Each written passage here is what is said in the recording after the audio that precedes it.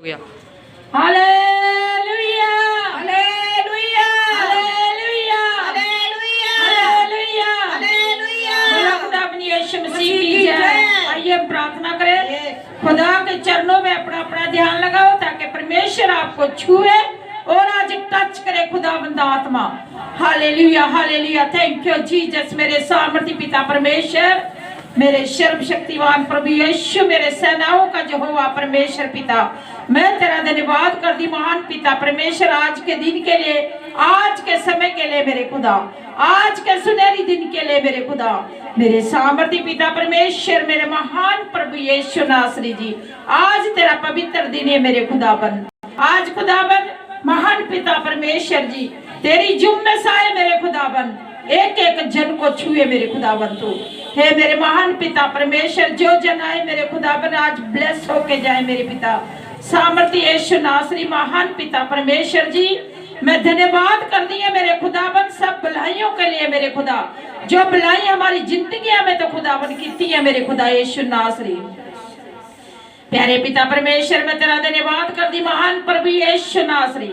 प्यारे पिता परमेश्वर महान प्रभु जी, हे मेरे खुदाबंद प्यारे यीशु नासरी, हे मेरे महान पिता परमेश्वर, आज के वचन के लिए, आज की वर्शिप के लिए महान पिता परमेश्वर, आज की गवाहियों के लिए खुदाबंद मैं तेरा धन्यवाद कर दी है महान पिता परमेश्वर। आज सबको ब्लेस करना मेरे खुदा, आशीषित करना मेरे खुदाबंद, जो तेरे वचन च लिखा मेरे प्रभु यीशु इन्हां दे हृदय दे विच खुदाबंद एक बीज की तरह बीज हो जाए मेरे खुदा। जदों तेरा दास आज वचन सुनाए मेरे खुदाबंद इन्हां दे हृदय दे विच खुदाबंद जी यीशु नासरी जी, हे मेरे महान प्रभु यीशु, एक एक वचन इन्हां दे हृदय दी पट्टियां विच लिखा जाए मेरे खुदा, ताकि मेरे खुदाबंद एक फलदायक वृक्ष बने मेरे महान प्रभु यीशु। तेरा समय नजदीक है मेरे पिता यीशु नासरी।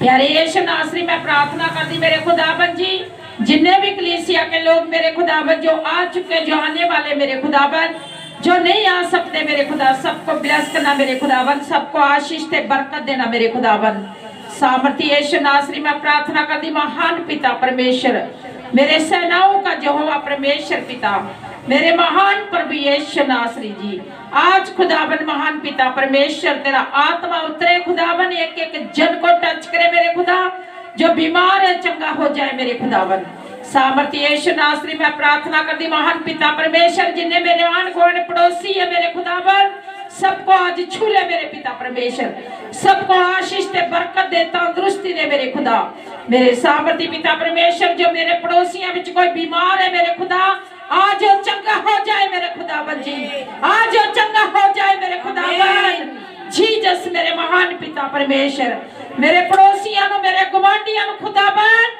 आशीष बरकत देना, तंदुरुस्ती देना मेरे खुदाबंद जी सामर्थी यीशु नासरी। गली महल्ले दे लोकां नूं ब्लेस करना मेरे खुदाबंद सामर्थी यीशु नासरी। कुल दुनिया दा भला कर मेरे पिता परमेश्वर, हे मेरे खुदाबंद, जो हॉस्पिटल विच बीमार है मेरे खुदा, उन्होंने चंगाई देना मेरे खुदाबंद, उन्होंने ब्लेस करना मेरे खुदाबंद, हे मेरे महान पिता परमेश्वर सामर्थी यीशु नासरी।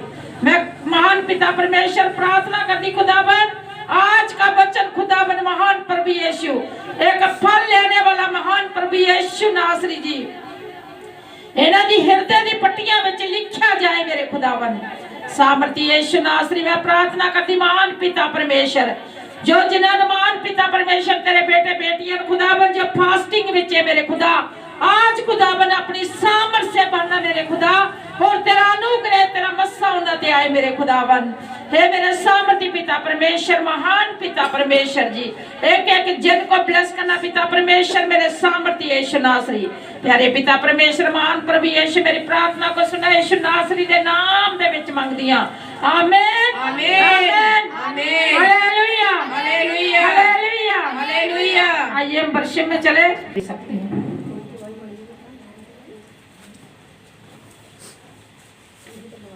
हालेलुया, थैंक यू जीसस, धन्यवाद मेरे खुदा। Hallelujah hallelujah. सभी कलीसिया को जय मसीह की, मम्मा जी को जय मसीह जय की, मसीह पापा जी को जय मसीह की। मेरी गवाही है, मेरा आज कैंसल हो जाना सी, खामला चर्च जा रहा, मेरी सैलरी नहीं आई सी। मैं 12 बजे प्रे की प्रभु ने प्रभु जी प्लीज मेरी तुसी सहायता करे, तेरी इच्छा पूरी होवे प्रभु, बस मेरी लाइफ च तेरी इच्छा पूरी होवे। फिर मैं बैलेंस चेक किया, प्रभु ने मेरी इच्छा पूरी करती। प्रभु दा धन्नवाद होवे। Hallelujah hallelujah, thank you Jesus, स्वर्ग पिता दा धन्नवाद। हालेलुया। Thank you Jesus. परमेश्वर सब कुछ ਜਾਣਦਾ ਹੈ। ਉਹ ਆਪਣੇ ਬੇਟੇ ਬੇਟੀਆਂ ਦੇ ਦਿਲਾਂ ਤੋਂ ਗੁਰਦਿਆਂ ਨੂੰ ਜਾਣਦਾ ਹੈ। ਉਹਨੂੰ ਸਭ ਕੁਝ ਪਤਾ ਹੈ ਵੀ ਕਿ ਇਹਨੂੰ ਕੀ ਚਾਹੀਦਾ ਆ। ਉਹ ਉਸੇ ਟਾਈਮ ਹਾਜ਼ਰ ਤੇ ਨਾਜ਼ਰ ਕਰ ਦਿੰਦਾ ਹੈ। ਬਸ ਸਾਨੂੰ ਪ੍ਰਭੂ ਤੇ ਵਿਸ਼ਵਾਸ ਕਰਨਾ ਚਾਹੀਦਾ ਔਰ ਉਹਦੇ ਵਚਨਾਂ ਦੁਆਰਾ ਉਹਦੇ ਵਿਸ਼ਵਾਸ ਤੇ ਆਪਾਂ ਨੂੰ ਚੱਲਣਾ ਚਾਹੀਦਾ ਹੈ। ਉਹਨੂੰ ਹਰ ਵੇਲੇ ਆਪਣੇ ਦਿਲ ਦੇ ਵਿੱਚ ਰੱਖਣਾ ਚਾਹੀਦਾ ਹੈ ਤਾਂ ਕਿ ਪਰਮੇਸ਼ਰ ਸਾਨੂੰ ਕਿਸੇ ਚੀਜ਼ ਤੋਂ ਵੀ ਨਹੀਂ ਰਹਿਣ ਦਿੰਦਾ। ਉਹ ਜਦੋਂ ਆਪਾਂ ਪ੍ਰਭੂ ਨੂੰ ਭੁੱਲ ਜਾਂਦੇ ਫਿਰ ਆਪਾਂ ਭਟਕ ਜਾਂਦੇ ਹਾਂ। ਹਾਲੇਲੂਇਆ। ਇਸੇ ਤਰ੍ਹਾਂ ਇਸ ਬੇਟੀ ਦੀ ਜੀਵਨ ਦੇ ਵਿੱਚ ਪ੍ਰਭੂ ਨੂੰ ਦਵਾਈ ਤਿਆਰ ਕੀਤੀ ਹੈ। Hallelujah hallelujah hallelujah. सब जन ताली बजाकर परमेश्वर का धन्यवाद करेंगे। Thank you Jesus, hallelujah hallelujah hallelujah, thank you Jesus.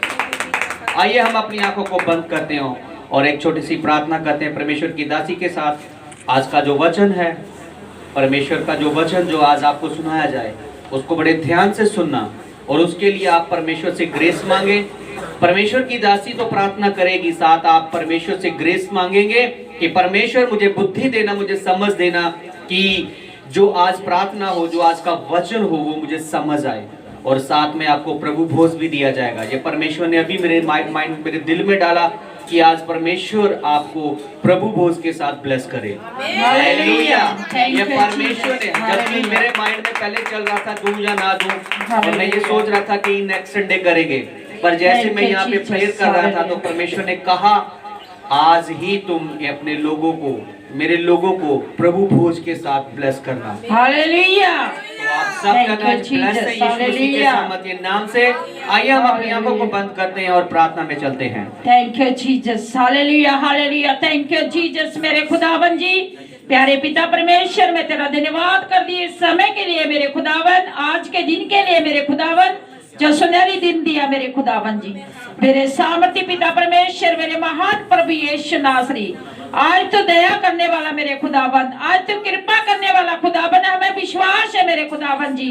मेरे खुदावन आज तेरा आत्मा एक एक जन को टच करे खुदावन, एक एक जन को खुदावन अपनी सामर्थ से भरना मेरे खुदा। खुदावन तेरी ग्रेस आया आज एक एक जन के ऊपर मेरे खुदा।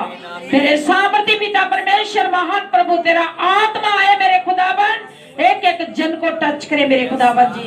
सामर्थी पिता परमेश्वर इन्होंने खुदावन जी, महान पिता परमेश्वर जी, प्रार्थना वाला जीवन दे मेरे खुदावन, अपने हर्ष का तेल लगाओ मेरे खुदावन। हे मेरे महान पिता परमेश्वर, हे बेटे बेटियां तेरे मेरे खुदावन जी, इन्होंने संभाल मेरे प्रभु यीशु, दया कर मेरे खुदावन।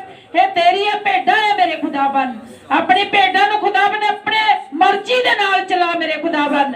मेरे सामर्थी पिता परमेश्वर, आज खुदावन महान प्रभु, जो भी रात ना प्रार्थना हो रही मेरे खुदावन, वो तेरी मर्जी पूरी होवे खुदावन। खुदावन हर शैतान की मर्जी कैंसिल हो जाए मेरे खुदा। हे मेरे सामर्थी पिता परमेश्वर महान प्रभु यीशु, आज जो तो खुशी वाला दिन दिया मेरे खुदावन, तेरा धन्यवाद कर दिया, शुक्र कर दी, तारीफ कर दी मेरे खुदा। मेरे सामर्थी पिता परमेश्वर, जो तेरा दास वचन लेके आया मेरे खुदावन, इन्हें ब्लेस कर मेरे खुदावन, और अगे बढ़ा मेरे खुदा, और इन वचनों दे विच खुदावन गहराइयां तक लेके जा मेरे खुदा, ताकि महान प्रभु तेरे वचन को फैलाए मेरे खुदावन जी। ए मेरे सामर्थी पिता परमेश्वर, आज का वचन मेरे खुदावन इन्हां दे हृदय दे विच खुदावन एक बीज की तरह बीज हो जाए मेरे खुदावन। जो जन तेरा वचन सुने मेरे खुदावन, ओ जीसस मेरे महान प्रभु, सेम ना रहे मेरे खुदा, उन्हां दी जिंदगियां बदल जाए मेरे खुदा। ए मेरे सामर्थी पिता परमेश्वर, आज का वचन खुदावन इन्हां दे हृदय विच खुदावन, इन्हां दी हृदय दी पट्टियां विच लिखा जाए, एक फलदायक वृक्ष बन जाए मेरे खुदा। ए मेरे सामर्थी प्रभु यीशु, आज का गाया बजाया आज का वचन मेरे खुदावन तेरे महान प्रभु स्वर्ग चे पहुंचे मेरे खुदावन। आज की प्रार्थना में तेरे स्वर्ग चे पहुंचे मेरे खुदा। खुदावन ना प्रार्थना में उत्तर देना मेरे खुदावन। हे मेरे महान पिता परमेश्वर, आज सबकी जरूरतों को पूरा करना मेरे खुदा। मेरे सामर्थी पिता परमेश्वर, आज महान प्रभु यीशु नासरी, जो तेरे भवन में हम जाने के लिए तैयार हुए मेरे खुदावन, खुदावन महान प्रभु तेरे स्वर्गदूत हमारे साथ होए मेरे खुदावन। जो भी जन जा रहे मेरे खुदावन सबके तेरे स्वर्गदूत साथ हो मेरे खुदावन। मेरे सामर्थी पिता परमेश्वर, मेरे आत्मिक माता पिता को महान प्रभु यीशु और खुदावन उन्होंने ब्लेस करो और आगे बताओ मेरे खुदावन, ताकि महान पिता परमेश्वर, मेरे सामर्थी पिता परमेश्वर, महान यीशु नासरी तेरा अनुग्रह तेरा मस्सा उन्हें होर उतरे मेरे खुदा, ताकि अन्य जातियां बचाई जाए मेरे खुदावन, अन्य लोग बचाए जाए मेरे प्रभु यीशु। हे मेरे सामर्थी पिता परमेश्वर, महान प्रभु यीशु नासरी मेरी प्रार्थना को सुनना यीशु नासरी के नाम दे विच मंगदी हां। आमीन आमीन हालेलुया। Thank you Jesus. धन्यवाद यीशु। Hallelujah hallelujah. स्वागत है आप सबका परमेश्वर की जीवित हजूरी में, वो हजूरी जहां सचमुच परमेश्वर का आत्मा यहाँ पे वास करता है और परमेश्वर आपको हर एक जन को टच करता है। हालेलुया। कितने जन आज आनंदित हैं?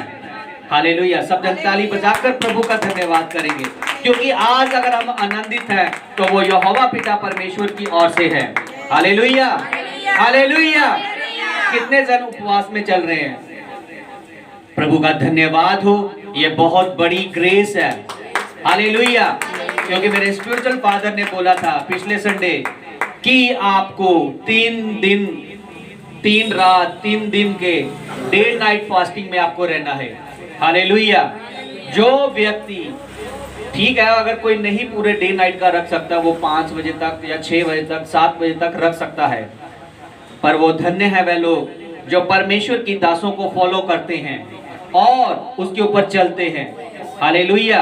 क्योंकि परमेश्वर के दास कभी भी वो अपने घर से बातें घड़कर नहीं आपको बताते, वो परमेश्वर की ओर से आपको बताया जाता है। अगर आप परमेश्वर की बातों को सुनकर इग्नोर करते हैं तो आपकी जो प्रार्थनाएं होती हैं परमेश्वर सुनता है और इग्नोर कर देता है। क्यों? क्योंकि आप उन्हें इग्नोर करोगे तो परमेश्वर भी आपको इग्नोर करेगा। हालेलुया। सब जन अपने स्थान पे बैठ जाएं और जो वचन है मैं रिपीट अपने स्पिरिचुअल फादर के वचन को रिपीट करने जा रहा हूं। रोमियो की पुस्तक उसका 8 बाब। हालेलुया। रोमियो की पुस्तक उसका 8 बाब। हम उसको बीच में कुछ पदों को पढ़ेंगे, कुछ अध्याय को पढ़ेंगे, और जो मेन अध्याय है जो हमारे आत्मिक पिता ने जो थर्सडे मीटिंग, जो मसीही सत्संग, जो थर्सडे की मीटिंग थी, बड़ी मीटिंग, उसमें ये वचन दिया था। और जब ये दिया था तो मैं बड़ा आनंदित हुआ था, और आप जब आप सुनेंगे तो आप भी आज आनंदित होंगे। हालेलुया। सब जन ने फास्टिंग में चल रहे हैं ना? आप क्यों नहीं? भाजी मैं ना खुद हार्ड वर्क काम करना, लेयर लगाना, कैंची दे नाल माल कटदा, देखो हत्थ दे रटन पे है, और डे नाइट दी फास्टिंग च है। तो वीरवार दा खाना खादा साडा। हालेलुया। और हाले तक खाना खा के नहीं देखिया सी। ये परमेश्वर दी ग्रेस है। और मैनू शुक्रवार वाला भी फास्ट जेड़ा हुंदा है ना, वो भी मैनू बड़ा भारा लगदा हुंदा सीगा। हालेलुया। पर जो स्पिरिचुअल फादर ने किया, जो वर्ड्स रिलीज होते हैं, जो ਅਸੀਂ वचन ਨੂੰ ग्रहण करते हैं, जो ਅਸੀਂ निर्णय लेने हैं कि हाँ प्रभु मैं रखना चाहना है, प्रभु मेरा दिल करता रखा पर मैं रख नहीं सकता क्योंकि मेरा काम औखा है। मेरे बच्चे भी डे नाइट फास्टिंग ਦੇ ਵਿੱਚ ਤਾਂ नहीं है, पर डे डे ਦੇ फास्टिंग ਦੇ ਵਿੱਚ ਚੱਲਦੇ ਪਏ ਆ। Hallelujah hallelujah. कितनों को बात समझ आ रही है? जो व्यक्ति परमेश्वर की बात को सुनकर अनसुना करता है तो परमेश्वर के आगे की हुई प्रार्थना भी आपकी अनसुनी हो जाती है। फास्टिंग का मतलब क्या है करना? बताइए। मैं अभी आपको वचन में पढ़ के सुनाता हूँ। रोमियो की पुस्तक 8 बाब उसका 12 अध्याय में हम पहले पढ़ेंगे। लिखा है, इसलिए हे भाइयों हम शरीर के कर्जदार नहीं कि शरीर के अनुसार दिन काटे। रिपीट बंद करेगी की लिखा वचन च पौलुस लिखता है अपनी इस पुस्तक में कि हम शरीर के कर्जदार नहीं है कि शरीर के अनुसार हम दिन काटें। क्या असि कर्जदार है शरीर दे? क्या हमें इसको कर्ज देना कि ये जो कहता है आज ये खाना, वो खाना, ये पहनना, वो करना, क्या हम इसकी बात सुने या आत्मा की बात सुने? हालेलुया। थोड़ी देर रिपीट शट ना की करता है। हालेलुया। लिखा, इसलिए हे भाइयों, हम शरीर के कर्जदार नहीं कि शरीर के अनुसार दिन काटें। और अगली लाइन क्या लिखी है 13 में, क्योंकि यदि तुम शरीर के अनुसार दिन काटोगे तो मरोगे, यदि आत्मा से देह की क्रियाओं को मारोगे तो जीवित रहोगे। हालेलुया। वचन आगे जो 13 अध्याय में लिखा, 13 लाइन में लिखा है, क्योंकि यदि तुम शरीर के अनुसार दिन काटोगे तो मरोगे। आज दिल कहता है रसमलाई खा लूं, समोसे खा लूं, नूडल्स खा लूं, फास्ट फूड या कुछ भी चीज ਅਸੀਂ ਕੀ ਕਰਦੇ ਆ? ਅਸੀਂ ਆਪਾਂ ਸਰੀਰ ਦੀ ਇੱਛਾਵਾਂ ਨੂੰ ਪੂਰਾ ਕਰੀ ਜਾ ਰਹੇ ਪਏ ਆ, ਪਰ ਆਤਮਾ ਕੀ ਕਹਿੰਦਾ ਸਾਨੂੰ? बेटा प्रार्थना विच जाके बैठ, उपवास कर। पर असीं इधरों कंन च जदों परमेश्वर की आवाज आउंदी है ना, नाल ही दूसरे कंन थाणी असीं बाहर कढ दिंदे आ। हालेलुया। परमेश्वर की जो आवाज है बड़ी बड़ी सॉफ्ट आवाज है, बड़ी मीठी आवाज है, वो बड़े प्यार से आती है कान में। वो कहता है परमेश्वर, बेटा आज तुझे फास्ट करना है। अगर आत्मा आपको नहीं अगुवाई करता तो परमेश्वर के दास हमारी अगुवाई करते हैं, वो बोलते हैं परमेश्वर की अगुवाई के द्वारा, क्योंकि परमेश्वर चाहता है कि कलीसिया आज इस रीति से चले। जब तक हम स्टेप नहीं लेते तो परमेश्वर भी हमारे लिए स्टेप नहीं लेता है। हालेलुया। 13 लाइन में लिखा है, क्योंकि यदि तुम शरीर के अनुसार दिन काटोगे तो मरोगे। कैसे मरोगे? ये नहीं कि आप शरीर में, आप आत्मा में मर जाओगे। आपकी जो स्पिरिट है वो डेड हो जाएगी। हमारा जो परमेश्वर के साथ जो संबंध बनता है वो शरीर के साथ नहीं, वो आत्मा के द्वारा होता है। बाइबल में क्या लिखा है? शरीर कैसे बना है? परमेश्वर के वचन में जब हम उत्पत्ति की पुस्तक को पढ़ते हैं, वहां लिखा है कि परमेश्वर ने भूमि की मिट्टी से इंसान को बनाया था, उसका एक पुतला बनाया। और जब उसने पाप किया तो फिर परमेश्वर ने कहा, जबकि पाप करने से पहले परमेश्वर ने उसको यह बोला था कि तू पूरे गार्डन में, पूरे अदन की वाटिका का हर एक फल खा सकता है, सिवाय एक के, जो ज्ञान का वृक्ष का फल है उसे नहीं खाना। जबकि फल खाना कोई बड़ी बात नहीं थी, आज्ञा मानना बड़ी बात है। आज हमें लगता है कि मैं भूखा रह के क्या करूं, सबको लगता है ना कि मुझे क्या फायदा। आपको नहीं पता, आप अपने शरीर के ऊपर काबू पाना सीखते हैं। फास्टिंग इसलिए होती है ताकि जब बुरा वक्त आए तो आप किसी भी परिस्थिति से डरे ना। हालेलुया। मैंने अपनी लाइफ में कभी नहीं सोचा था कि मैं 3 दिन के यानी कि डे नाइट फास्टिंग करूंगा। और जानते हो मेरे माइंड में क्या चल रहा था? अच्छा डे नाइट रखनी है, उसमें बेस क्या करूंगा कि 10-11 बजे खाना अपना फास्ट उपवास तोड़ खोल लूंगा, अगला नाइट शुरू कर लूंगा। हालेलुया। और मेरे दिमाग में बातें चल रही हैं कि मैं खामरा चर्च में फोन करके पूछता हूं कि क्या बीच में कुछ खा सकते हैं 24 घंटे के दौरान। फिर परमेश्वर ने मेरे अंदर बात डाली, नहीं, तुझे ऐसे ही चलना है जैसे तू चल रहा है। दिन में रखा है बिना कुछ खाए, तुझे रात को भी चलना है, अगले दिन भी तुझे ऐसे ही चलना, अगली रात को भी ऐसे चलना, अगले फिर दिन ऐसे चलना है। हालेलुया। और मैं सोच नहीं पा रहा था कि मैं करूं क्या, क्योंकि मेरा जो काम है मेरा बहुत हार्ड वर्क काम है। कैंची के ऊपर मुक्की मारता हूं इससे, मैं इस हाथ से, ये देखो मुझे पूरा हार्ड हो चुका है। हालेलुया। और मैं परमेश्वर से ग्रेस मांग रहा हूं कि परमेश्वर मुझे ग्रेस दे, मैं रखना चाहता हूं डे नाइट के फास्ट। और जब हम प्रार्थना करते हैं परमेश्वर के आगे तो परमेश्वर हमें वो ग्रेस देता है। हालेलुया। जब तक आप प्रभु से कुछ मांगेंगे नहीं तो वो देगा कैसे? हम जो मांगते हैं अपनी सुख सुविधा वाली चीजें मांगते हैं, जिससे प्रभु प्रसन्न नहीं है। जबकि प्रभु को ये नहीं है कि वो देना नहीं चाहता, वो देता है। बाइबल का वचन लिखा है बाइबल कहती है कि सबसे पहले तू मेरे धर्म और राज्य की खोज कर। क्या कर? धर्म और परमेश्वर के राज्य की खोज कर, तो दुनिया की तमाम वस्तुएं तुझे तेरे पीछे होके तुझे मिल जाएगी। हालेलुया। और बाइबल में एक वचन और लिखा है, पृथ्वी पर की नहीं बल्कि स्वर्गीय वस्तु की ओर ध्यान लगाओ। क्या लिखा है? वचन खोल कर पढ़ के देखो। आप जब पढ़ेंगे बाइबल आपको पता होगा। बाइबल कहती पृथ्वी पर। क्या है पृथ्वी पर? हम जो संसारिक सुख विलास देखते हैं, मेरे पास अच्छा घर हो, अच्छा खाने के लिए हो, पहनने के लिए अच्छा हो, मेरे पास हर तरह की कंफर्टेबल लाइफ मेरी होनी चाहिए मेरी लाइफ में, हम ये चीज मांगते हैं। क्या प्रार्थना में हम ये कहते हैं कि प्रभु मुझे ग्रेस दे, मुझे सामर्थ दे, मुझे मसा दे, ताकि मैं तेरे कार्य को कर सकूं। हालेलुया।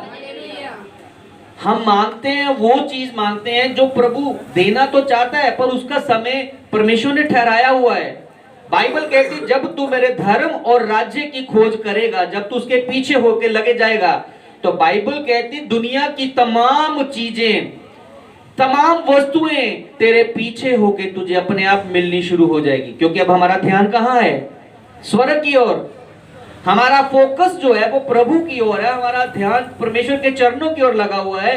और जब हम दुनिया की बातों से, दुनियावी चीजों से जब हम अपना मन, शरीर, दिल, दिमाग को कट आउट कर लेते हैं, हमारा ध्यान सिर्फ प्रभु की ओर है, मुझे प्रभु की ओर देखना है, तो बाइबल कहती है कि दुनिया की तमाम वस्तुएं, जो कुछ तुझे चाहिए, प्रभु कहता है मैं तुझे देना शुरू कर देता हूं। क्यों देता है वो? क्योंकि तुझे अब उसका ध्यान नहीं है। पर प्रभु कभी भी नहीं भूलता कि मुझे अब इसको ये ब्लेसिंग देनी है, अब ये चीज देनी है, अब वो देना है।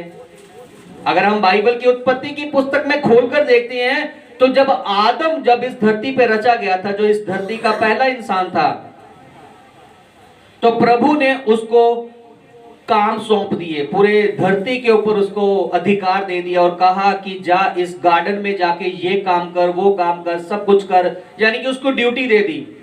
और आदम ने भी बिना कुछ बोले वो पृथ्वी के ऊपर, इस धरती के ऊपर वो सारे काम करता रहा जो परमेश्वर ने उसको बोले। पर आदम ने ये कंप्लेंट कभी नहीं की कि मैं अकेला हूं, सबके जोड़े बने हुए हैं, मैं अकेला हूं, प्रभु मेरा सोच। आदम ने कभी भी नहीं कंप्लेंट की। और बाइबल क्या कहती है? परमेश्वर को लगा, परमेश्वर यहोवा को लगा कि अब आदम का अकेला रहना ठीक नहीं है। क्या आदम ने बोला था कि प्रभु मुझे, मेरे को वाइफ दे दे, या मेरा जोड़ा बना दे, चाहे मेरे समान जैसा कोई भी मुझे चीज दे दे, कि सबके जोड़े बने हुए मेरा बना दो? बाइबल खोल के देखो, उत्पत्ति की स्टार्टिंग के आपको चैप्टर में मिलेगा। बाइबल कहती है कि उसने एक भी बार विनती प्रार्थना नहीं की इस बात के लिए। वो परमेश्वर के कामों में लगा रहा और परमेश्वर ने उसको एक सहायक दिया, उसी के रूप, उसी के समानता में परमेश्वर ने उसको। और जानते हो, परमेश्वर को पता था कि आदम को अब इसकी जरूरत है। और जरूरत कहां से निकाली? उसी के बीच में से निकाली। परमेश्वर ने अलग से फिर से मिट्टी का पुतला बनाकर औरत नहीं तैयार की, सिर्फ आदमी को बनाया। उसने भी, वो भी अपनी समानता, अपने स्वरूप में, और अपने श्वास हमारे अंदर फूके जो हम ले रहे हैं। हमारी जो जरूरत है वो हमारे अंदर है, हमें निकालना है उसको। कुछ भी चाहिए वो आपके अंदर छिपा हुआ है, और हम ढूंढते हैं दुनिया में इधर उधर जा जाकर कि मेरी जरूरत है, मैं यहाँ पे जाके खोजता हूँ, मैं वहां पे जाके खोजूंगा, मैं यहाँ पे करूंगा। नहीं, आपकी जरूरत आपके अंदर ही है। आप उसे खुद बाहर निकालोगे तो वो बाहर आएगी। कैसे? जब हम परमेश्वर के वचन को फॉलो करते हैं, परमेश्वर की आराधना करते हैं। अगर जो भी आपको इंस्ट्रक्शंस मिलती है, जो भी आपको बोला जाता है कि कलीसिया को ये करना है, कलीसिया को वो करना है, तो हमें लगता है कि पास्टर जी का दिमाग खराब हो गया है, वो अपनी तरफ से बोल रहे हैं, ये कैसे हो सकता है, वो कैसे हो सकता है, यार मैं इसके योग्य नहीं हूं, आप ये क्यों नहीं सोचते कि प्रभु मुझे वो ग्रेस दे? अगर तेरे दास ने बोला तो वो अपने तरफ से नहीं बोल रहा। इस समय मैं जो कुछ पुलपट से बोल रहा हूं, मैं अपनी ओर से नहीं, यहोवा परमेश्वर की ओर से बोल रहा हूं मैं। हालेलुया। आपका काम है परमेश्वर के आगे घुटने लगाकर प्रार्थना करना। हालेलुया। सब जन प्रार्थना करते हैं रात को, दिन में कितने टाइम प्रार्थना करते हैं आप लोग? 2 time, very good. 2 time, very good. तुसी ब्रदर जी 3 टाइम प्रार्थना करते हो, वेरी गुड, वेरी गुड। ये परमेश्वर की ग्रेस है, यानी कि ये कलीसिया ऐसी ही होनी चाहिए। अगर परमेश्वर की ओर से अगर आपको वचन मिलता है उसको फॉलो करना है। हालेलुया। तो आदम की जरूरत जो थी ना, परमेश्वर ने आदम के बीच में से ही निकाली थी। आज आपको कुछ भी चाहिए, एनीथिंग, चाहे आपको, मैं बड़ी से बड़ी चीज की बात का नाम लेने जा रहा हूं मैं, चाहे आपको मुझे ट्रेन का मालिक बना रहा हो, चाहे हेलीकॉप्टर चाहिए, परमेश्वर आपको वो भी देने की सामर्थ रखता है। हालेलुया। बस आपको पैटर्न पता होना चाहिए, उसका वे पता होना चाहिए, वो कुंजी मालूम होनी चाहिए। वो कुंजी कहाँ है? वो आपके अंदर ही है। आपको उसको निकालना पड़ेगा, खोलना पड़ेगा और निकाल कर दुनिया को दिखाना है। ये नहीं कि आपको उसके ऊपर घमंड करना, आपको सिर्फ प्रभु का धन्यवाद करना है उन चीजों के लिए जो प्रभु आपको देता है। हालेलुया। हमारा जो उपवास का जो आज टॉपिक था, जो हम डे नाइट 3 दिन की डे नाइट फास्टिंग में चल रहे हैं, ये परमेश्वर के दास ने बोला था। लास्ट संडे में जब मीटिंग अटेंड करके अपने स्पिरिचुअल फादर की आ रहा था, क्योंकि उससे एक दिन पहले मेरी वहां पे प्रेयर माउंटेन पे मेरी एंट्री थी वहां पे, और उसके बाद मुझे फिर बड़ी मीटिंग भी थी, मुझे वो भी अटेंड करनी थी। और उसके बाद जब मैं आ रहा था रास्ते में, लगभग आधा ये लुधियाने के अंदर एंट्री कर चुका था, जब मुझे फोन आया कि आंटी जी ने ऐसे ऐसे करके कुछ बुलाया है घर पे, केक की काटना है वो। तो मैं जब घर पे आया तो मैंने बताया आंटी जी को भी कि हम, परमेश्वर के दास ने बोला 3 दिन के डे नाइट के आपको उपवास करने हैं, और उस उपवास में आपको, जब आपकी संडे वाले दिन होगा तो आपको चर्च में आना है, सबके ऊपर ले हैंड होगी। अगर परमेश्वर ने, अगर वैसे वीरवार की मीटिंग में भी बता दिया था कि वचन जो होगा छोटा वचन होगा, और वचन यही था 12 और 13 आयत में से वचन। हम भी फिर एक बार फोकस करेंगे, फिर उसके बाद हम आगे बात करते हैं। लिखा है, इसलिए है भाइयों, हम शरीर के कर्जदार नहीं हैं कि शरीर के अनुसार दिन काटें। और अगली लाइन लिखी है, क्योंकि यदि तुम शरीर के अनुसार दिन काटोगे तो मरोगे, यदि आत्मा से देह की क्रिया को मारोगे, आत्मा से अपनी स्पिरिट के द्वारा अपनी देह यानी अपने शरीर की अभिलाषाओं को मारोगे, क्रियाओं को मारोगे, तो बाइबल कहती तुम जीवित रहोगे। और उसके आगे लिखा है, इसलिए कि जितने लोग परमेश्वर के आत्मा के चलाए चलते हैं वे ही परमेश्वर के पुत्र पुत्रियां हैं। हालेलुया।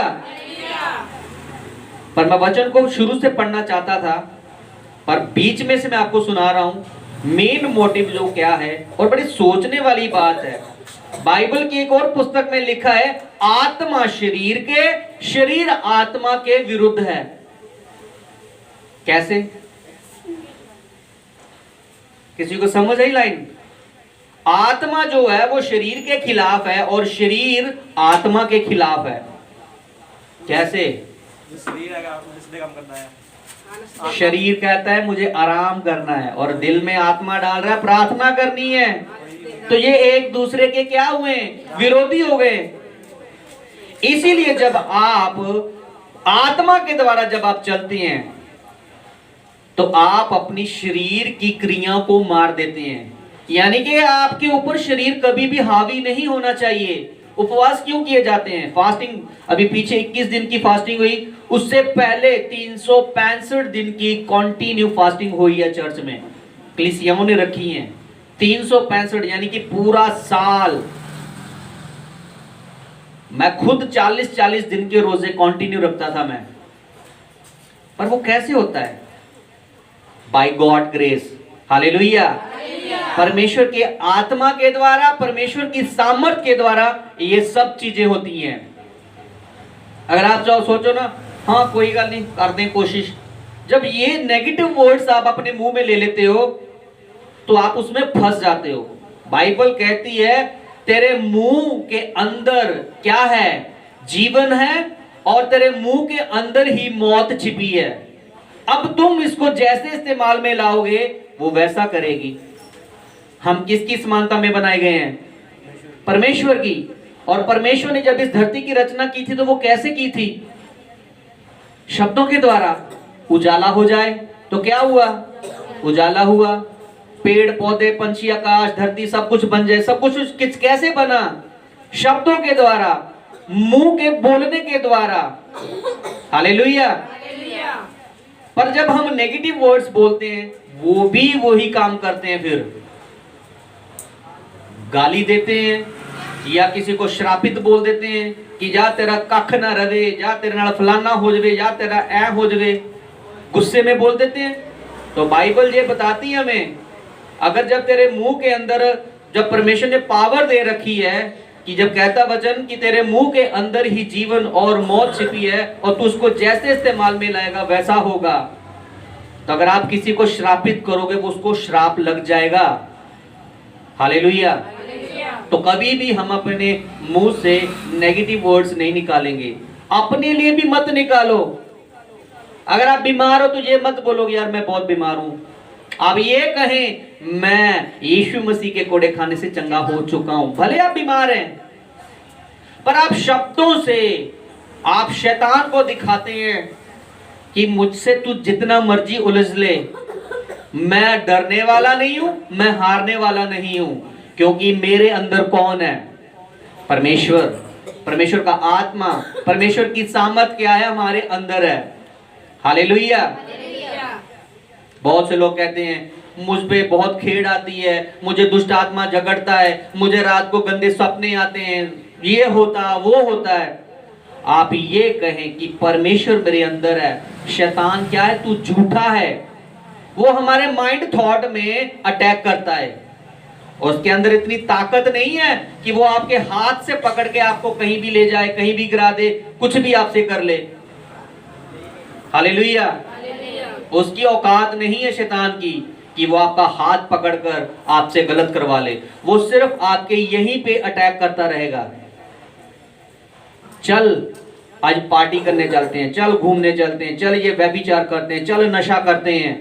वो धीरे धीरे इस पे अटैक करता रहेगा, करता रहेगा। हम धीरे धीरे धीरे उसकी बात सुनते रहते हैं और कहते हैं चल यार करते हैं गलत काम, चलते हैं याशी करने, चलते हैं नशा करने। हालेलुया। हम क्या करते हैं फिर? परमेश्वर की आवाज को काट कर हम शैतान की बातों को पूरा करते हैं। यानी कि आप उस दिन शैतान को खाना देते हैं। हालेलुया। जबकि परमेश्वर ने हमें आत्मा दिया है, एक हमें बेस्ट फ्रेंड दिया है। जोएल नबी की पुस्तक में लिखा कि मैं अंत के समय में अपना आत्मा सब मनुष्य के ऊपर उंडेलूंगा। मैं वो समय आया हुआ है। कहां? जोएल नबी की पुस्तक में लिखा है। आज से 5000 साल पहले की पुस्तक में लिखा हुआ है। जो पुराना नियम है वो आज से 5000 साल से भी पहले का लिखा हुआ है, और जो हम नया नियम पढ़ते हैं वो आज से 2000 साल पहले का है। हालेलुया। तो 5000 साल पहले लिखी हुई पुस्तक में हमें बताया गया कि परमेश्वर का आत्मा कहता है कि अंत के समय में मैं अपना आत्मा सब मनुष्य के ऊपर क्या करूंगा? उंडेलूंगा। अब आपके ऊपर है आत्मा अंदर लेना है या बाहर निकालना है। हालेलुया। परमेश्वर ने सब कुछ, यीशु मसीह ने उस क्रूस के ऊपर सब कुछ वो कर दिया। क्या बोला था यीशु मसीह ने आखिरी वर्ड? जब यीशु मसीह को क्रूसीफाई हुआ था, उसको जब सूली पर चढ़ा दिया गया था, तो प्रभु यीशु मसीह ने वो आखिरी शब्द क्या बोले? वो बोला सब कुछ पूरा हुआ। यानी कि हमारे गुनाह, हमारे पाप धोकर एकदम श्वेत कर दिए थे, एकदम व्हाइट कर दिए थे। उसने सब कुछ जड़ से खत्म कर दिया था और कहा सब कुछ पूरा हुआ। जो भविष्यद्वक्ताओं की पुस्तक में लिखा गया था, पुरानी पुस्तक में, वो सब कुछ यीशु मसीह ने पूरा किया। हालेलुया। हम इस वचन को पूरे ध्यान से एक बार फिर से पढ़ेंगे। हम शुरू से पढ़ेंगे। लिखा है, अंत जब जो मसीह यीशु में है उन पर दंड की आज्ञा नहीं। अब जो मसीह यीशु में है उन पर दंड की आज्ञा नहीं। क्यों? इसमें ब्रैकेट में लिखा है, क्योंकि वह शरीर के अनुसार नहीं वरन आत्मा के अनुसार चलते हैं। अब ये लाइन उस व्यक्ति के लिए है कि अब जो मसीह यीशु में है, यानी कि जो प्रभु यीशु मसीह में आ चुका है, अब जो मसीह यीशु में है उन पर दंड की आज्ञा नहीं है। मान लो मैंने यीशु मसीह को एक्सेप्ट कर लिया है पर अभी भी मैं पाप कर रहा हूं, तो ये लाइन मेरे लिए नहीं है। क्या लिखा?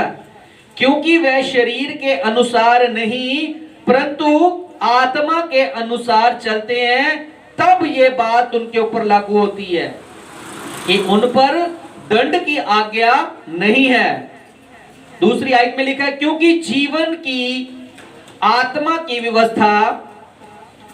व्यवस्था ने मसीह यीशु में मुझ पाप की और मृत्यु की व्यवस्था से स्वतंत्र किया। क्योंकि जीवन जो परमेश्वर का आत्मा है की व्यवस्था के मसीह यीशु में मुझे पाप की ओर, यानी कि जो मेरे गुनाह जो अंदर थे उससे आजाद किया। हर पाप से, गुनाह से, मौत से हमें आजाद किया। हालेलुया। क्योंकि जो काम व्यवस्था शरीर के कारण दुर्बल होकर ना कर सकी उस पर परमेश्वर ने किया, अर्थात अपने ही पुत्र को पापमय शरीर के समानता में और पाप बलि होने के लिए भेंट कर शरीर में पाप पर दंड की आज्ञा दी। यानी कि यीशु परमेश्वर ने अपने इकलौते बेटे को एक इंसानी शरीर के रूप में उसको इस धरती पे भेजा गया, और जो मनुष्यों का पाप था, जो हम इस पूरे पृथ्वी जन के लोगों का जो पाप था, यीशु मसीह के ऊपर लादा गया।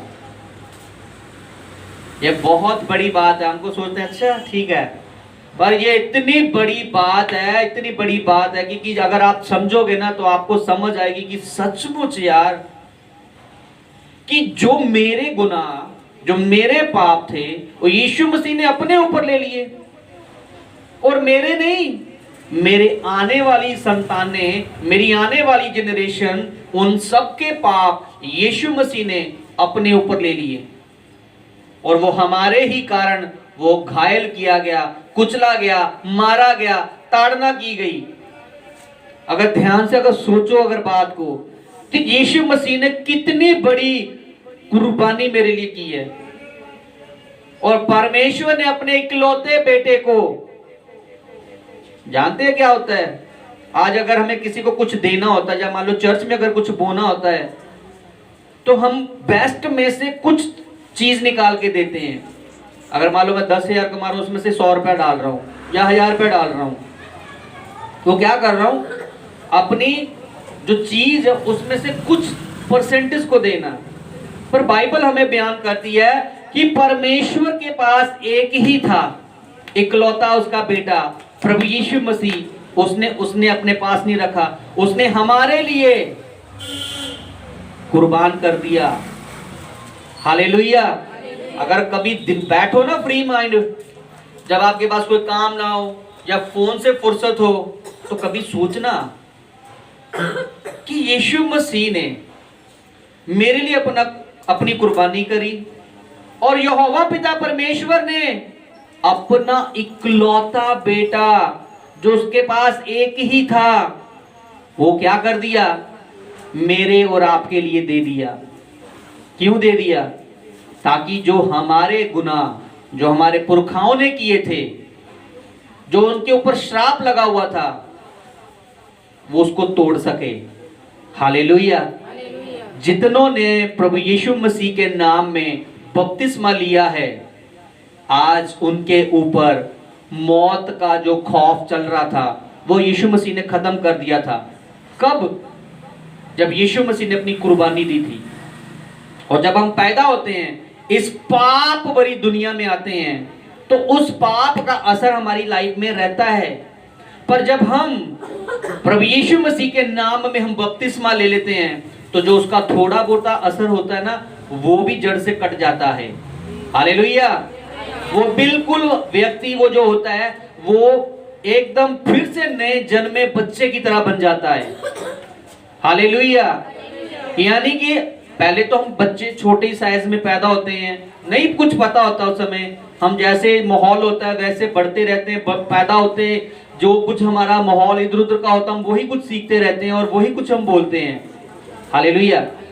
हमें सब पता चलता है क्या अच्छा है क्या बुरा है। फिर जब हमारे पास परमेश्वर का वचन आता है और जब हमें समझ आती है वचन की, फिर हम कहते हैं कि काश कहीं ऐसा कुछ होता कि मैं गुनाह में ना रहता, या पाप जो मेरी लाइफ में अब है वो निकल जाए। तो आप सब लोग बहुत खुशकिस्मत लोग कह सकते हैं आप कि आपको परमेश्वर ने ये मौका दिया, परमेश्वर ने आपको ये अपॉर्चुनिटी दी कि आप जैसे कहते हैं ना, काश ये दिन वापस हो जाएं, या वो समा जो मैंने बहुत बेस्ट बिताया था काश कहीं ऐसा हो जाए कि सीन बैक हो जाए या वो समा रिवर्स हो जाए। बहुत से लोग सोचते हैं, मैं भी सोचता था, पर होता नहीं है। हालेलुया। पर हमें यीशु मसीह ने ये मौका दिया कि हम उस अपॉर्चुनिटी का फायदा लें। यीशु मसीह ने हमें एक मौका दिया, पहले वचन सुनो, सुसमाचार सुनो, सुनने के बाद पश्चाताप करो। अगर नहीं करोगे तो यीशु मसीह का कुछ घट नहीं जाएगा। अगर एक व्यक्ति स्वर्ग में नहीं जाएगा तो क्या परमेश्वर को कुछ फर्क पड़ेगा? कुछ नहीं फर्क पड़ने वाला। हमें फर्क पड़ेगा कि मैं क्यों रह गया स्वर्ग में जाने से। हालेलुया। बहुत से लोग कहते हैं मसीह में आने के बाद, बैप्टिज्म लेने के बाद फिर पाप में चले जाते हैं और कहते कुछ नहीं हो रहा। आपको नहीं पता, आपका किया हुआ आपको कुछ नहीं हो रहा, पर आपकी आने वाली जनरेशन बच्चों के ऊपर पड़ रहा है वो असर, आपकी फैमिली के ऊपर, आपके आने वाली जो 7 पीढ़ी हैं, जो 7 पुश्तें होंगी ना, उसके ऊपर वो असर पड़ने वाला है। वो बाइबल क्या कहती है? तेरे अच्छे कर्मों के अनुसार, परमेश्वर कहता है मैं तुझे तेरी आने वाली 7 पीढ़ियों को क्या करूंगा? आशीषित करूंगा तेरे कर्म के अनुसार। अगर तू बुरा करेगा, वो ही पाप जिससे परमेश्वर ने हमें निकाला, अगर हम फिर वही करेंगे, परमेश्वर कहता फिर तेरी आने वाली 7 पीढ़ियों को मैं श्रापित कर दूंगा। फिर हमारे बच्चे सरवाइव करेंगे, हमारे बच्चे तड़प तड़प के दिन काटेंगे। वो दिहाड़ी मजदूरी आधी मुंह में रहेगी, आधी हाथ में रहेगी। सोचेंगे आज का तो पेट भरा नहीं, कल क्या होगा। यानी कि ये ऐसी सो मैनी थिंग्स, यानी कि ऐसी चीजें होंगी आपकी लाइफ में जो कभी हमने इमेजिन नहीं की। हमें लगता है क्या मैंने पाप किया तो मेरे साथ कुछ नहीं हो रहा, पर अगर आप दिमाग से सोचे, आप आत्मा से अलग हो रहे हो धीरे धीरे।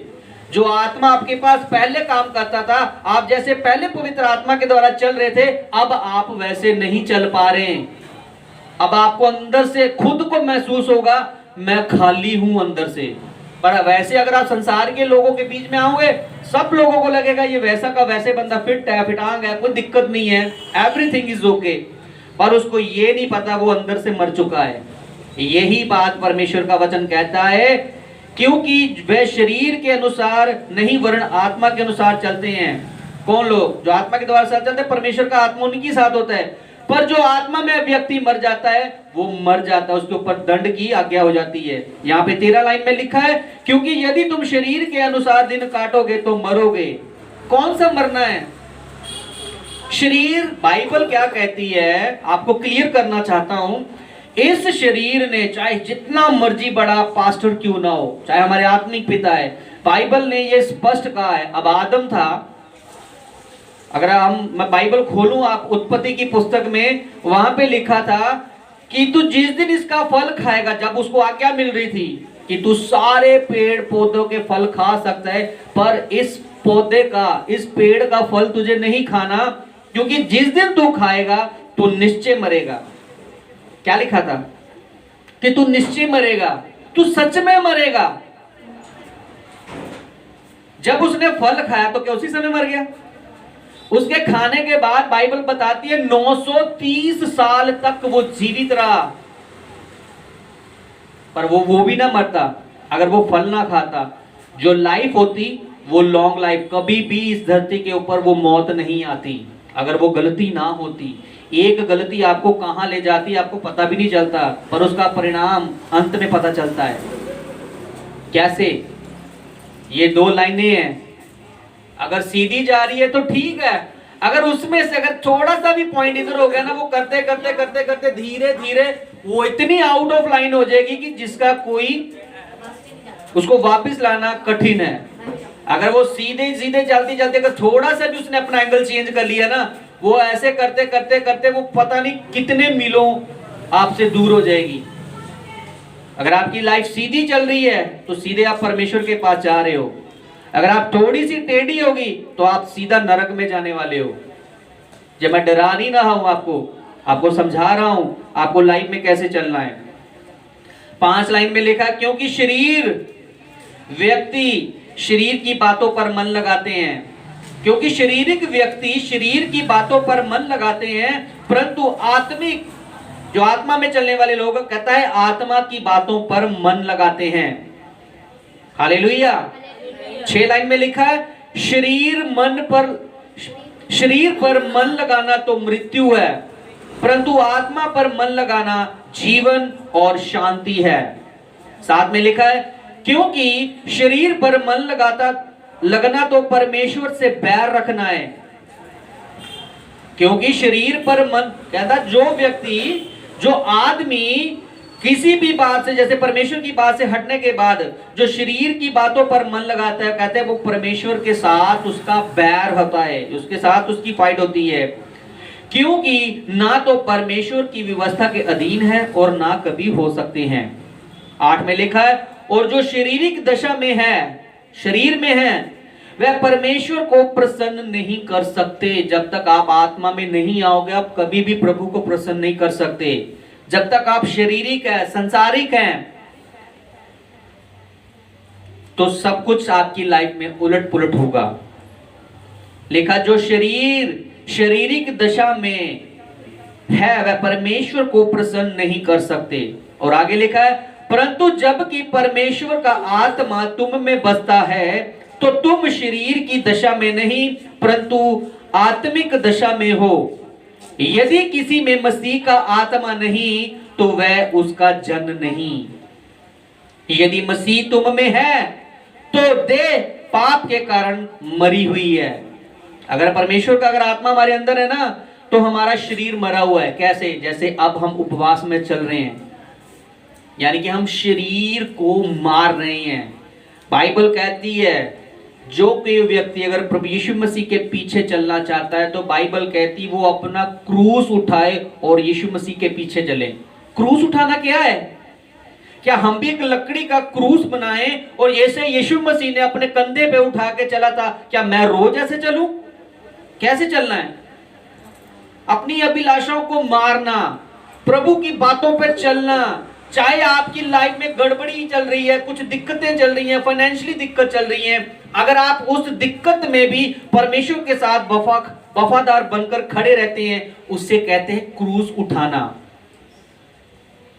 प्रतिदिन यही करना है, मुझे अपना क्रूस उठाना है। क्या है क्रूस? आप अपनी अभिलाषाओं को मार रहे हैं। आज एक बहुत बड़ा फंक्शन है जिसमें आपको इनवाइट किया गया, पर वो मसीह के लोग नहीं है, वो दूसरे तरीके से मना रहे हैं। मन करते जाऊं क्योंकि खाने पीने को मिलेगी, पर आत्मा कह रहा नहीं जाना क्योंकि तू जाएगा तो डिस्टर्ब होगा। हम कहते नहीं जाना, आत्मा कहता नहीं जाना तो नहीं जाना। परमेश्वर का आत्मा आपके मन में डालता है, तू प्रार्थना में बैठ जा, उपवास कर ले, बाइबल पढ़। जब हम ये चीजें करते हैं, ये क्या है? आप यानी कि रोज अपना क्रूस उठाकर आप चल रहे हो। हालेलुया। अब बहुत सी चीजें आपकी माइंड में, मैं ये करूं, मैं वो करूं, जो कि चीजें परमेश्वर के वचन के खिलाफ है, पर हम कहते नहीं यार ये चीज गलत है, ये वचन के खिलाफ है। आपको कहने का मतलब ये है कि आपको अपने शरीर के ऊपर काबू पाना आना चाहिए। ये नहीं, मेरे स्पिरिचुअल फादर बताते हैं वो खाना खा रहे हैं, आत्मा कहता है बंद कर खाना, अभी से फास्टिंग शुरू, 7 दिन फास्टिंग करनी, चाहे वो आधी रोटी खाई हो चाहे एक बुर्की खाई हो। अगर आत्मा ने कह दिया फास्टिंग करनी है 7 दिन की, उसी समय थाली को साइड में, तुरंत उठना, प्रार्थना में चले जाना। क्या कभी आपके साथ हुआ? मेरे साथ हुआ है। मेरे को प्रभु ने बोला, मैंने 3 दिन की फास्टिंग रखनी थी मुझे, आत्मा ने बोला 3 दिन फास्टिंग रखनी। मैंने कहा ठीक है प्रभु रखनी है, तो रखनी है क्योंकि प्रभु ने बोला है। आप जब प्रभु की आवाज को सुनते आप कैसे लेते हो? क्योंकि आपको दिखाई तो दे नहीं रहा है। एक होता है ना व्यक्ति खड़ा, वो कह रहा, मान लीजिए मैं अब आपके सामने मैं खड़ा हूं, मैं कह रहा हूं आपको अगले 3 दिन की फिर फास्टिंग करनी है। अब आपको पता है कि पास्टर ने बोला है फास्टिंग करनी है, वो अब आपके ऊपर डिपेंड करता है रखें या ना रखें। मेरी वाइफ की मेडिसिन चल रही है, वो ठीक नहीं है, जब से वो फास्टिंग मिली है उसने सब कुछ छोड़ रखा है, चाहे वो अभी खांस रही है, कुछ भी हो रहा है, बहुत तकलीफ में है, पर फिर भी वो वफादार बन के खड़ी है। हालेलुया।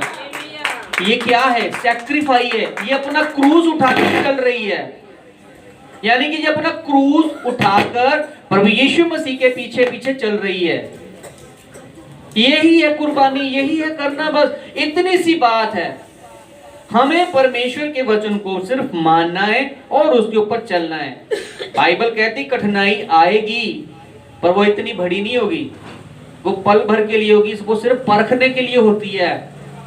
पर जब उससे आप गुजर जाओगे, आपके लिए वो सब कुछ रखा है जो आपने कभी भी अपनी लाइफ में नहीं सोचा है। हालेलुया।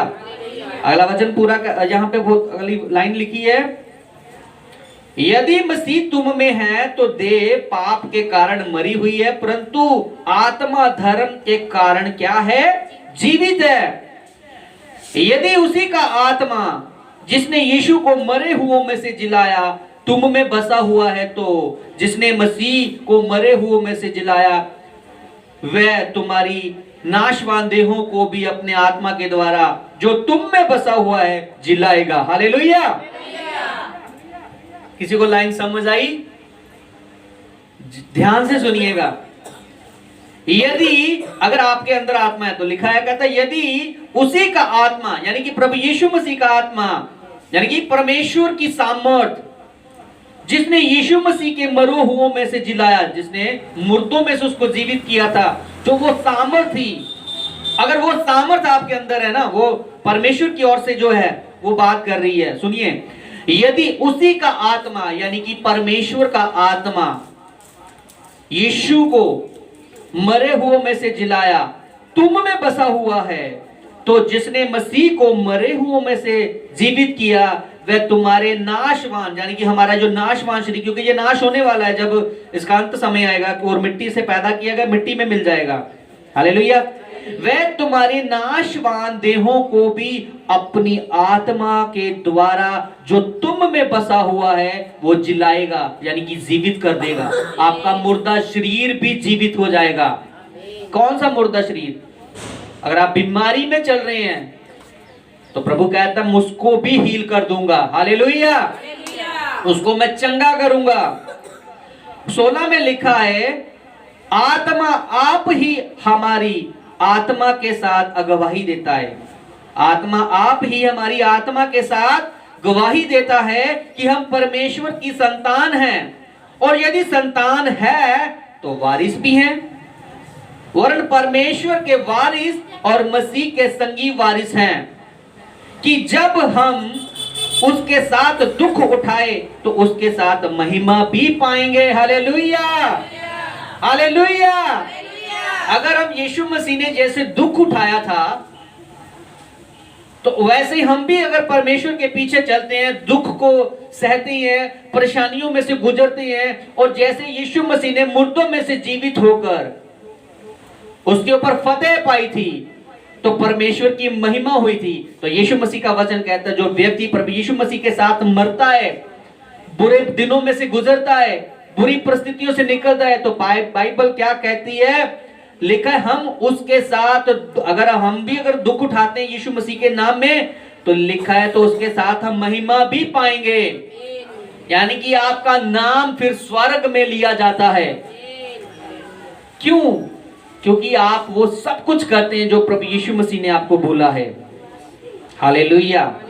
मैं एक दो वचन और लाइनें पढ़ूंगा जो मैंने हाईलाइट किए, उसके बाद हम आमीन करेंगे, उसके बाद हम प्रभु भोज लेंगे, उसके बाद फिर हम अपने सब चर्च की ओर निकलेंगे। आप लोग जा रहे हैं चर्च में? खामरा चर्च। करे कोई हनी ना शैतान को कुछ ना कुछ अटेम्प्ट करना होता। साडा बहुत सानू पता नहीं, मैरिज आ रही भी मेरे ब्रदर इन लॉ दी, बहुत चीज़ां करने वाली, मैं सब लीव किया, कोई नहीं। जो पहला प्रभु का काम है ना, पहले वो करना है, कुछ भी हो, एनीथिंग हो।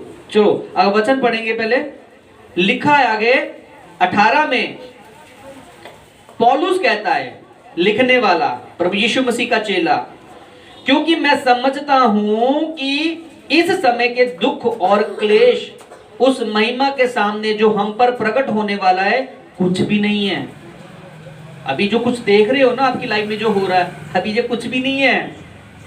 आने वाला जो समय बड़ा भयंकर है और हम उस समय के नजदीक पहुंच चुके हैं। हालेलुया। अभी जो लाइफ के अंदर घट रहा है, या कोई भी इंसिडेंट्स हो रहे हैं, या कोई भी चीजें हो रही हैं, हादसे हो रही हैं, या कुछ आपको लगता है मेरा काम छूट गया, या मेरी लाइफ में ये हो गया, ये हो रहा, वो हो रहा, ये अभी कुछ भी नहीं है। जो भी आप अभी फेस कर रहे हो, आने वाला समय इससे भी बहुत भयंकर है। आप इमेजिन नहीं कर सकते हो, क्योंकि हम अंत के समय में हैं और प्रभु यीशु मसीह का आना निश्चित है, वो अब आने वाला है। वो आंख पर, यानी कि आपकी आंख ऐसे झपकती है ना, इसी झपकते प्रभु यीशु मसीह प्रकट होने वाले हैं। तो क्या हम लोग यीशु मसीह के आने और वो हमें अपने साथ ले जाने के लिए क्या हम तैयार हैं? क्या हमारी तैयारी है? क्या हम वचन को फॉलो करते हैं?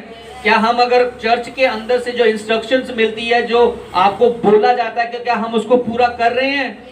क्या कोई कमी नहीं है हमारे अंदर? अगर नहीं है तो कांग्रेचुलेशंस, आप यीशु मसीह के साथ जाएंगे। हालेलुया। 26 लाइन में लिखा है, इस रीति से आत्मा